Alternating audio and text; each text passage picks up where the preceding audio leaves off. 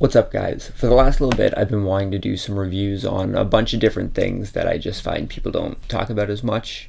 We're gonna do video game reviews, we're gonna do board game reviews, maybe we'll do lawn game reviews. Who knows? Whatever we feel like doing. I wasn't sure if I wanted to do like an angry video game nerd style kind of thing where it's very focused, it's scripted, it has a high production value sort of a thing, or if I wanted to do a stop skeletons from fighting kind of style where it's more informative, still scripted, but more informative, humorous, or if I want to do a combination of the two. But I think when it comes down to it, I just kind of want to talk about stuff. And I think that's what we're going to do. I'm going to have notes while we're doing stuff. It's not going to be scripted. I'll have notes, like I said, and we'll go based off of that. And I think that's just how we're going to do it for now. Hopefully you enjoyed today's review. Let's get to it. What's up, guys? Today we're going to be talking about Deception 3 Dark Delusion on the original PlayStation. It is one of my favorite games on the system. Spoilers for the review, I suppose. I like it. It's a good game. But I find it's very underrated. Not a whole lot of people I know about it. Not a whole lot of people online seem to be talking about it. So maybe I can kind of let some more people know about it. See if they'll try it out. We're briefly going to go over the story. I don't want to go too far into it. I don't want to spoil things for people who are interested in playing the game afterwards. So we're just going to go over the main setup and we'll go from there. The game starts with your main character, Reina. She is an orphan as a child. She's found by a family and taken in as one of their own. Flash forward a little bit. You and your family are kidnapped by the king of another country. The king ends up killing Reina's mother and brother in front of her. She faints and is thrown into the dungeon. A little later on, you find out that you were kept alive because a stone that was given to you is a key to time travel or something like that. Minor spoiler. That's not a huge spoiler, by the way. But that's one of the reasons you're left alive. So you're thrown into the dungeon and you hear a mysterious voice coming through the cell bars from outside. This is where the core mechanic of the game starts being introduced. Deception is a strategy game.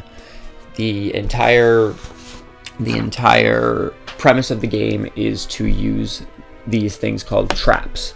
You have 3 different class types of traps. You've got your ceiling traps that include rocks, pendulums, vases.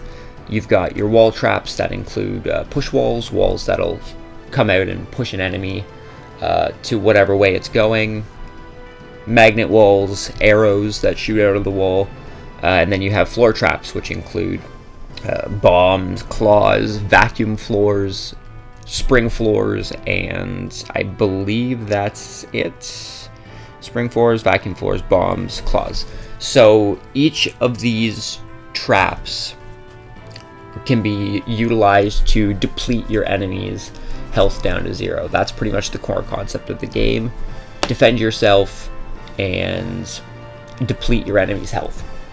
Now, these different traps already give you a lot of variation and combinations you can use, but that's not where the customization ends. Luckily, this game has a lot of customization options. It really allows you to play the game that you want to play. It'll allow you to set up the traps you want to use, and that's done by going into the trap creation menu. After a certain point in the game, you will be able to start customizing your own traps. You can combine any of the traps that you have unlocked so far in the game with emblems that you will unlock. This can include combining a pendulum with a thunder emblem to make the Thor rock, is what it's called. It's a giant, or sorry, not the Thor rock, the Thor hammer. I'm thinking of the rock. To make the Thor hammer, which is this massive hammer imbued with lightning. And each trap can be combined with the 9 different emblems that are unlocked in the game. So outside of having these 9, I believe it is, 1, 2, 3, 4, 5, 6, 7, 8, 9, 10, 11, sorry, these 11. Outside of having these 11 traps, you can also combine each of the 11 traps with one of these 9 emblems found throughout the game, which is about 110 total combinations of traps that you can have, because you'll have the base trap as well as these 9 additions on top of it. That is a lot of different customization to choose from. 110 different traps really lets different players have different experiences based on what they unlock. Now, of course, there are better traps than others. Some of them are a little less damage outputting, but they'll give you more arc in your combo. And arc is what's used to create these traps.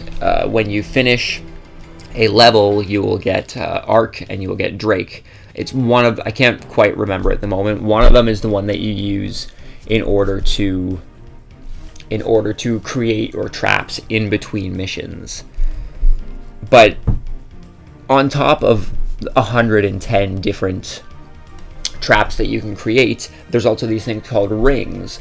The rings can also be added to a trap while you're customizing them, and it can range anywhere from dealing more damage, reducing the cooldown time that it takes to be able to use the trap again, making an opponent come to that trap when it's activated. When you activate it, it'll stay there for a little bit while an enemy comes towards it before activating itself. So that adds on top of all of these customizations to about like 600 or so, because there are 6 different rings that are in the game. But on top of that, you've also got these things called orbs that can also be attached while you're doing creations of traps. These orbs reduce the cooldown time of the trap. You can have anywhere from 1 to 4. The more orbs you put on a trap, the more it costs to create the trap, but the less time it'll take before you can use the item again. So say you have a trap that takes 10 seconds to cool down. If you put 4 orbs on it, maybe it'll take 3 seconds to cool down or 2 seconds to cool down. So it goes a lot quicker the more orbs you have on it. There are also 6 special traps you get from the different endings in the game, plus some of the extra modes, but we'll go over that a little bit later. Outside of all of the traps that you can make yourself and you can equip and use and combine in ways you want, there are also stage-specific traps. Throughout the story of the game, at least, there are 4 or 5 different areas that you go to. There's the factory, there's a few castles, and then there's the hidden dungeon, I think it's called, or the hidden secret base or something like that. And each of these different areas have different rooms inside of them that you can set your traps in to trap your enemies. But they also have stage-specific traps. This can range anywhere from guillotines that are in the rooms, to Iron Maidens in dungeons, to ceilings that can fall down and crush you, to chandeliers that fall down from the ceiling, and pillars you can push over, stuff like that. So there's a lot of combination in the game, and I think it's one of the game's biggest strengths, is that there is so many customization options that players can really play the way they want to play the game. You're not really forced into playing a certain way. Once you learn new stuff, you can really make the game your own and start playing it the way you want to play it. And I think that's pretty cool. It's something you don't really see in a whole lot of games. A lot of games have very straightforward approaches to them, and being able to kind of make it your own is something that I think is really cool. Moving on to the enemies, now that we've kind of gone over traps and gameplay and how that stuff kind of works. Enemies are fairly standard. You've got your ranged enemies, you've got mages, you've got archers, you've got your close combat enemies, swords, guys with hammers who can knock them on the ground to create kind of like an earthquake sort of thing that'll stun you for a sec. You've got some enemies that teleport. They can go from one spot of the room closer to you. You have enemies that levitate, so they won't be affected by floor traps. You can't pull them in with magnets and stuff like that because they're immune to floor items because they're levitating above it. You've also got like enemies who can dive through doors. If you set up traps through doors, some of them might jump right through and avoid the trap. You've got enemies who will jump downstairs, stuff like that. There's a lot of different abilities enemies can have, but not as many enemy types. And then you've also got Hell Knights. The Hell Knights I kind of wanted to single out because they are one of the more harder games in the enemy. They're definitely the big bad as far as enemies go that aren't bosses. The Hell Knights have a high HP usually. They deal a lot of damage when they hit you. They can do a warp towards you, kind of like a dash towards you while they're attacking. They can teleport towards you. They have a very wide variety of abilities. They typically also have the ability to resist damage after being hit. So on the next hit, they won't take any damage. And while I was playing through the game again, I kind of figured out that once you figure out how to deal with Hell Knights, they really aren't that bad. I had gotten to a point in the game where I was just hitting the Hell Knight into a fire pit, and kind of a rinse and repeat sort of thing, because he was kind of stuck in the fire, and he wasn't that bad. And there was also a part later in the game where the AI in the game isn't really programmed to be like, oh, if this person's running around a pillar, I'm just going to follow them around the pillar. I'm not going to go the other way to try and cut them off. So you can use that to your advantage, where you can set up like a spring trap beside a pillar, and then like a rock, and then you can use that spring trap to knock your enemy into the wall, drop your rock, and then have maybe like a magnet wall or something to pick them up while everything recharges.